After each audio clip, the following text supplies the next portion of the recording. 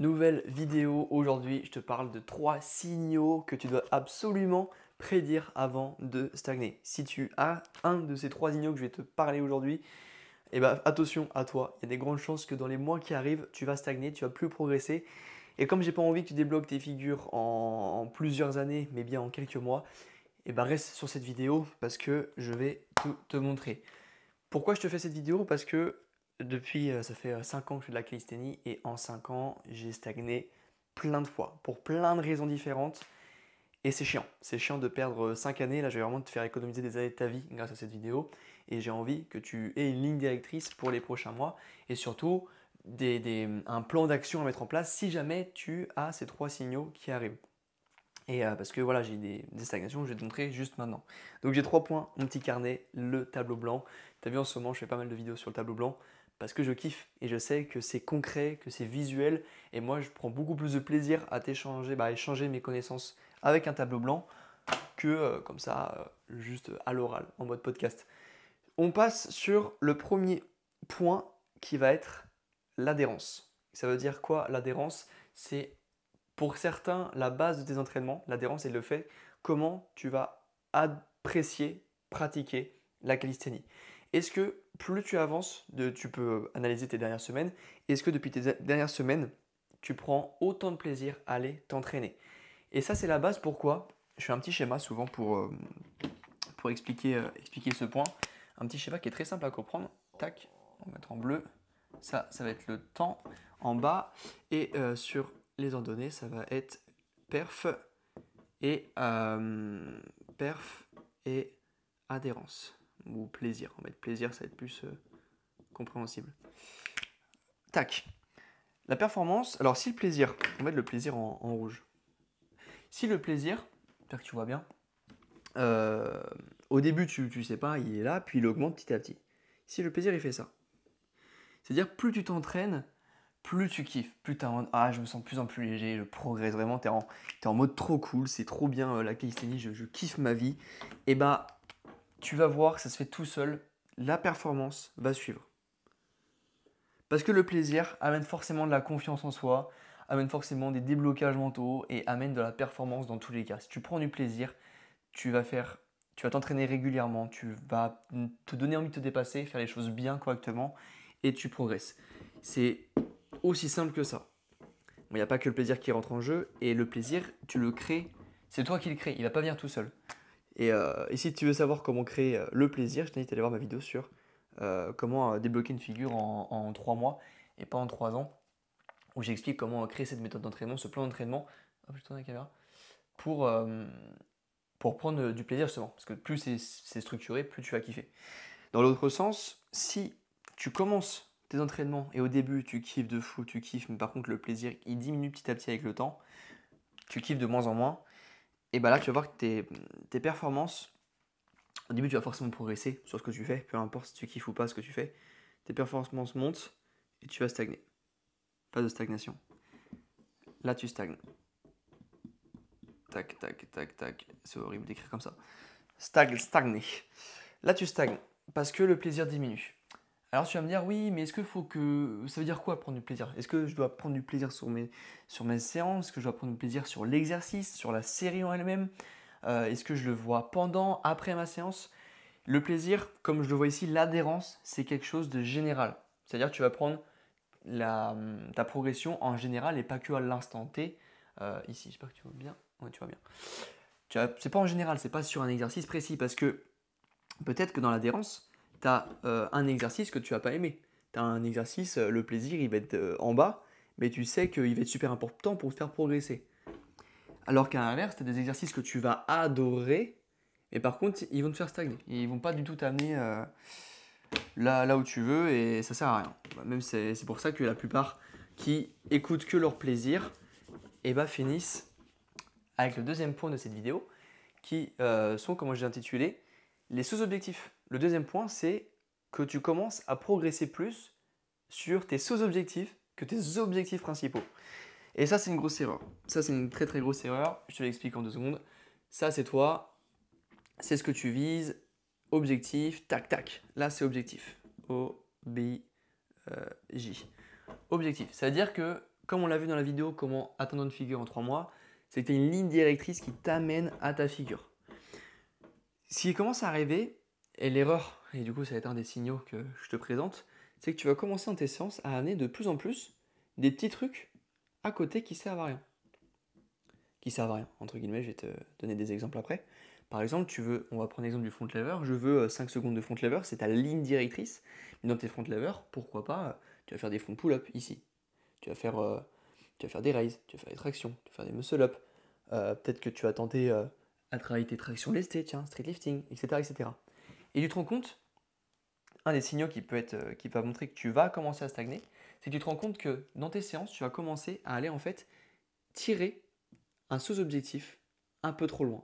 Par exemple, ça arrive très souvent le street lifting.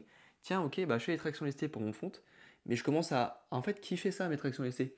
Je commence à, j'ai écrit ici, traction lestée, je commence à mettre de plus en plus d'importance dans mes tractions lestées que dans mon front. Et à côté de ça, tu fais aussi des muscle-up. Ah, tu commences à tirer le muscle-up. Ah, je commence à également m'entraîner sur mes muscle-up. Ah, et pourquoi pas améliorer ma technique, améliorer ma force, améliorer mon endurance, faire plus de muscle-up, etc. Ah, mais également, mon handstand, il est pas ouf en ce moment. J'ai envie d'augmenter mon temps, j'ai envie d'augmenter ma force, de faire des handstand push-up, j'ai envie d'augmenter plein de trucs. Et là, le problème, c'est que tu améliores tout, sauf ça. Sauf ton objectif. Ton objectif, ton fond, bah, peut-être que tu mets encore beaucoup de spécificité dessus, mais comme tu vas te diversifier énormément et mettre de l'importance sur d'autres choses, d'autres objectifs, que j'appelle les sous-objectifs, et bah tu vas perdre ta notion, toute ta concentration sur ton objectif clé. Et ça peut être un signe, et ça peut rejoindre le premier point, l'adhérence, c'est-à-dire que peut-être que tu commences à kiffer un peu plus, à être entraîné sur ton handstand, peut-être que tu commences à prendre plus de plaisir sur les tractions, mais est-ce que le plaisir que tu prends va réellement t'amener à l'objectif que tu t'es fixé? Est-ce que ton objectif que tu t'es fixé, peut-être qu'il n'est pas bon? Et c'est peut-être ça l'erreur, c'est peut-être que tu t'es fixé un objectif que en fait tu t'es mis à cause, je sais pas, des critères sur les réseaux. Tu as vu quelqu'un faire des fronts, tu dis bah tiens, je vais tester mon front, mais est-ce que c'est vraiment ce que tu veux? Tu as vu quelqu'un faire les tractions lestées à 50 kg, tiens, bah vas-y, je vais tester mes tractions lestées à 50 kg. Est-ce que tes objectifs, ce que tu t'es fixé dans ta fondation, et je te répète, c'est ce que je t'explique dans ma méthode que je pratique dans mes coachings, que je mets en place à l'intérieur de Tennis Academy, c'est ma fondation. Est-ce que ton objectif clé, il est réellement aligné avec tes envies? Et ça, c'est important parce que si tu te mets des objectifs un peu partout qui ne sont pas alliés, bah, tu vas tout le temps les modifier, tu vas tout le temps changer ça, tu vas tout le temps tester un nouveau truc, tester. Et quand on teste, on ne progresse pas. On teste ces figures au lieu de les entraîner. Et nous, on veut les entraîner pour les maîtriser, pour les avoir et kiffer, pour pas prendre des années à les avoir, mais bien prendre que quelques mois. Et après, hop, c'est bon, on les a, ils sont en nous, ils vont pas disparaître. Il faut arrêter de croire que oui, mais si on fait qu'une, deux figures pour les 3 prochains mois, ça va pas tenir. Si, tes figures elles restent en toi. Après, il y a des moyens de les conserver, il y a des méthodes qui existent, mais elles ne vont pas disparaître. Donc, focus-toi sur quelque chose et fais attention du coup à ne pas divaguer sur plusieurs choses. C'est le meilleur moyen. Je prends un peu mon exemple sur la planche où j'ai stagné énormément la dernière année. Et il faut que je fasse l'épisode 7 du retour full planche, mais si tu veux un peu un débrief, les derniers mois, voire les dernières semaines, j'ai vraiment remis mon focus sur la full planche. Ça veut dire que bah, c'était mon objectif. C'est-à-dire que ça fait 1 an, plus de 2 ans, même 5 ans que je veux la full planche. Et en fait, c'est un peu moi, tu vois. Moi, j'étais là, je veux la full planche, mais bon, la full planche, c'est loin, tu vois. La full planche est là. Je veux la full planche, mais comme je sais que c'était tellement loin comme objectif, bah, j'allais prendre plus de plaisir à faire d'autres trucs à côté, tu vois. J'allais pas prendre de plaisir à suivre ce truc hyper long là pendant des mois, des années, parce que je n'avais pas de méthodologie précise pour aller chercher la full planche. Et aujourd'hui, bon, la full planche n'est plus aussi loin. Je sais que là, dans quelques semaines, bah même maintenant, j'ai déjà mes petit spoiler, mais j'ai déjà mes quelques secondes de full planche, hop, c'est un peu plus proche. Donc je vais pouvoir remettre mon focus. Je vais pouvoir enlever tous ces parasites là que je faisais depuis des années, des mois, etc. Et vraiment remettre ma concentration ici. Et moi, je prends mon cas parce que moi, j'aime pas me spécifier dans un truc. Donc à côté, je travaille également les jambes, je travaille également la course à pied, je travaille également le front lever, les front pull-up, la planche. Mais dans chaque catégorie que je fais, je sais où je vais. C'est-à-dire que la course à pied, j'ai un point A, je veux aller à un point B. Je sais. C'est-à-dire qu'à la course à pied, je ne vais pas me divaguer dans plein de trucs différents. Je sais ce que j'ai à faire. J'ai envie d'avoir mes 10 km en 4,40, c'est mon objectif. La planche, j'ai un point A, j'ai un point B. Je sais où je veux aller. Les fonds de pull-up, j'ai un point A, j'ai un point B, grâce à mes objectifs. Les jambes, je sais pourquoi je fais les jambes. Et tout ça, bah, je le priorise. Ça veut dire que là, j'ai ma priorité numéro 1, la full planche. Priorité numéro 2, le front lever pull-up. Priorité numéro 3, la course. Priorité numéro 4, les jambes. Et ça veut dire que là, si tu m'enlèves ça, là, si tu m'enlèves les deux derniers trucs qui sont moins importants, bah je m'en fous. Parce que je suis encore en ligne directrice sur mes 1 et 2 qui me prennent du temps et qui me font kiffer. Et toi, il faut que ce soit la même chose. Si tu as vraiment des sous-objectifs et t'aimes ce côté un peu faire plein de choses, tu peux le faire. Mais il faut prioriser, il faut être aligné avec ça. Là, je ne vais pas pouvoir mettre autant d'énergie dans ma séance jambes que dans mes séances full planche. Tu vois, tout à l'heure, je vais m'entraîner pour la full planche. Je vais donner toute mon âme. Je vais vraiment kiffer la séance. J'ai hâte d'y aller, tu vois. Là, je pense qu'à ça depuis tout à l'heure. Je me dis, ok, je vais faire ma full planche presse, etc., etc. Ça va être cool. Alors que mes jambes, je m'en fous. J'ai une séance de jambes dans la semaine. Je sais pourquoi je l'ai fait, pour garder mes jambes actives, pour les garder en bonne santé, pour ne pas me blesser pendant la course à pied. Mais quand j'ai ma séance jambes, je ne vais pas me déchirer à fond. Je ne vais pas donner toute ma vie là-dedans parce que je m'en fous. Pareil pour la course à pied. Course à pied, j'ai un objectif personnel parce que je sais que c'est bien pour la santé, bon pour le cœur, parce que j'ai envie d'aller en montagne, faire de la randonnée quand il fait beau, j'ai envie de voyager et avoir des jambes fonctionnelles. Mais je sais que ce n'est pas obligatoire pour mes objectifs qui me font vraiment kiffer à l'instant T, qui sont la full planche et les fonds de pull-up. Bref, désolé de divaguer, j'adore parler, j'adore écrire des trucs sur un tableau blanc, c'est tout. Et on arrive au dernier point, c'est peut-être le plus important et celui que tu négliges trop par ego. En tout cas, je sais que ce que tu fais aujourd'hui, et moi je l'ai fait des années, et ça m'a coûté très très cher. Je vais l'écrire et je vais te le dire. Et ça, malheureusement, beaucoup trop de gens, par simple ego, se laissent avoir. Ce sont les blessures.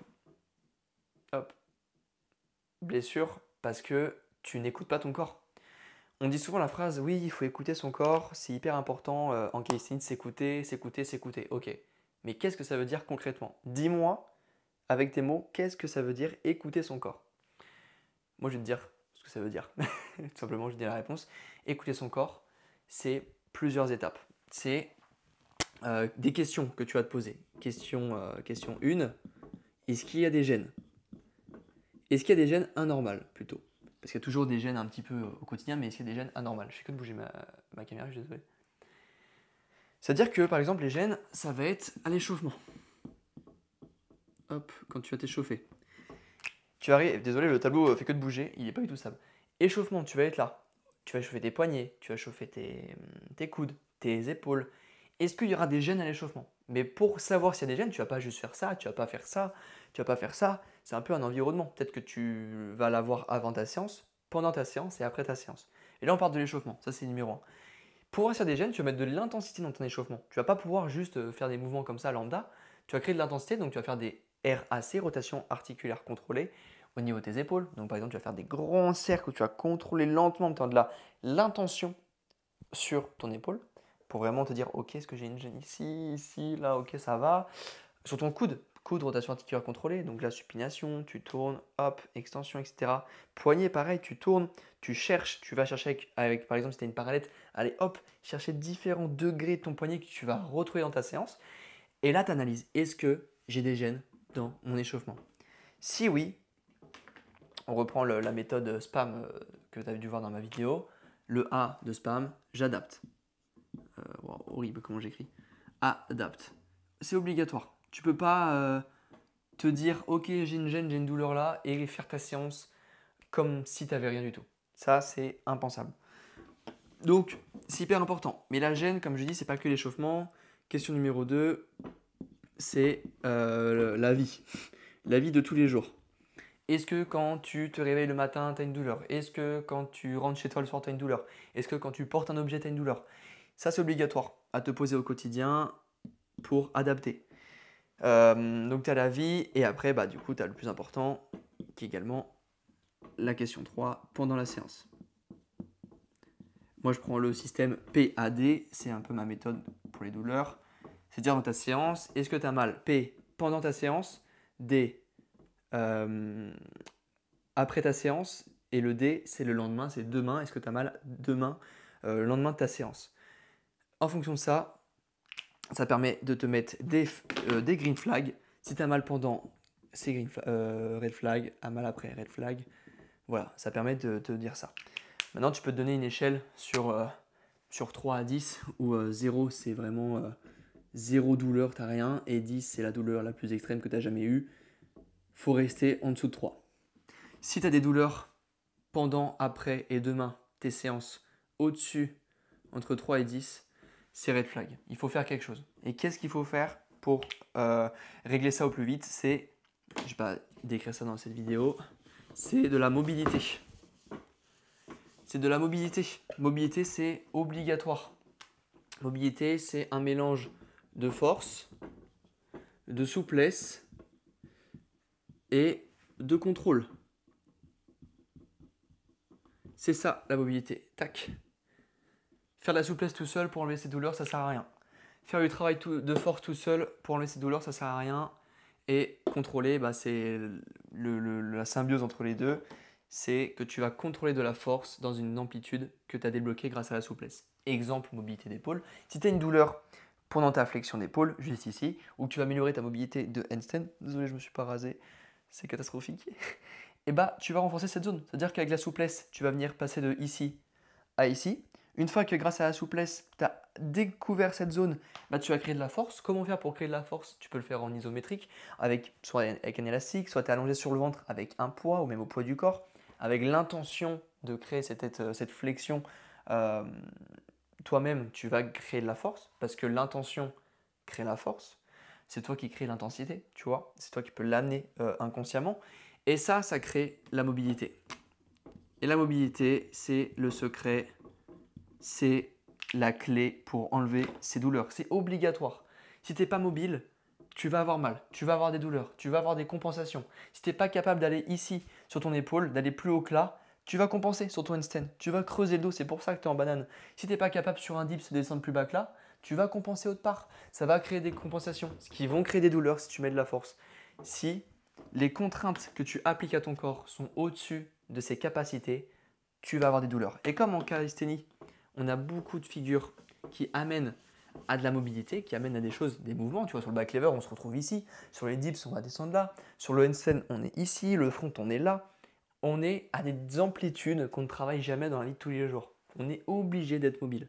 Et j'en ferai une vidéo, je pense, dessus parce que c'est trop important. Et du coup, c'est ce dernier signal. Si tu commences à avoir des douleurs, des gènes, travaille ta mobilité. C'est obligatoire. Tu ne peux pas t'entraîner inconsciemment dans le vide en disant non, mais de toute façon, si j'ai mal à mon poignet, ça va soigner. Non.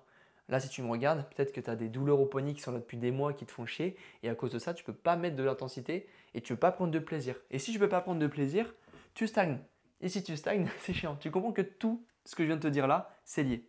Parce que tu l'as compris, les trois sont liés. Si tu as des douleurs, si tu as blessure, on va dire douleur comme ça, hop, et que ces douleurs, du coup, t'empêchent de faire ton objectif, tu ne peux pas faire ton objectif, et du coup, tu vas faire des sous-objectifs, donc on l'a vu dans le problème 2. Oh, vous avez vu le bébé chien? Viens. Et si tu peux pas faire... Oh, tu veux quoi la caméra? Désolé pour la gêne occasionnée. J'arrive, je finis, il reste pas longtemps. Bébé chien. Je pense qu'elle a envie de pisser. Si tu as des douleurs, tu ne peux pas faire ton objectif, donc tu vas faire des sous-objectifs. Tu vas prendre moins de plaisir, le plaisir diminue, le plaisir augmente sur les sous-objectifs. Du coup, tu ne vas jamais réussir ton objectif que tu t'es fixé. Et c'est un cercle vicieux, c'est catastrophique, il ne faut pas faire ça. Il faut s'écouter un maximum et s'informer, investir en soi, investir dans des formations sur la mobilité. Je t'invite à aller suivre Alexis Beck qui fait un travail incroyable. Moi, c'est vraiment lui qui m'a permis de comprendre tout sur la mobilité. Et mon cas Suisse sur Instagram qui m'a également beaucoup aidé. Bref, c'est des gens qui mettent toute leur énergie, tout leur quotidien dans ces projets-là. Donc, allez les suivre. Alexis Beck et cas Suisse, c'est trop cool. Et voilà. Mais moi, à l'intérieur de Tenix Academy, j'ai toute une partie réhabilitation où j'explique tous ces principes que j'ai appris et les formations dans lesquelles j'ai investi des milliers d'euros. Je les ai mis dans Tennis Academy pour seulement 50 € pour ceux qui ont rejoint. Donc, c'est une mine d'or d'informations. Et dans mes coachings, je ne t'en parle même pas.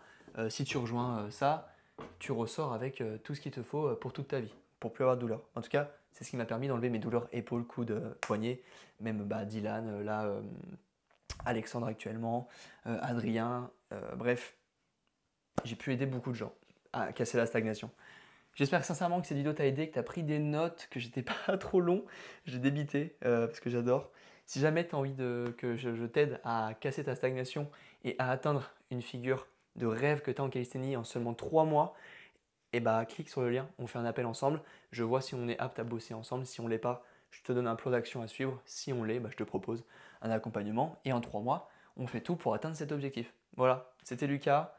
Dis-moi en commentaire ce que tu en as pensé. Des bisous, tout ça, tout ça. Ciao.